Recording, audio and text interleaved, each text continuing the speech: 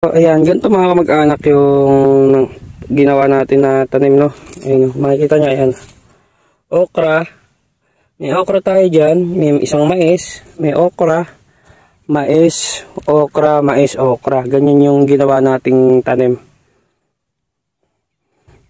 So, okra lang talaga yung itatanim ko mga kamag-anak. Naglagay lang ako dito ng konting mais kasi okay, ano lang naman, space lang naman nila yan. So pagka nagpa-asarol naman tayo, isang way lang tayo mag-asarol. Tapos pag nagpataba rin tayo, pwedeng lagay lang natin dyan sa gitna nung okra at mais. Goods na yan.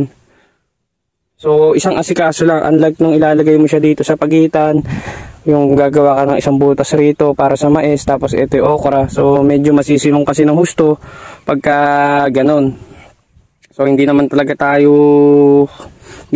mais yung priority natin dito, yung okra lang talaga, kaya nagsingit lang tayo ng konti-konti. Medyo naging madala nga mga kamag-anak yung tubo ng okra at mais dahil nga 3 araw itong naulan ng halos sunod-sunod. Kaya naman ang gagawin natin mga kamag-anak ay magpapahulip tayo sa okra. So lahat ng walang tubo ay tataniman natin ng panibago para makahabol. Bukas nga o sa makalawa mga kamag-anak ay magpapa-spray na ako. At sa mga susunod na araw nga mga kamag-anak ay magpapalagay na tayo ng unang abono or unang pataba. At paglaki nga nitong okra natin mga kamag-anak ay tsaka lang natin papaguhitan ng araro sa gitna para hindi siya matabunan.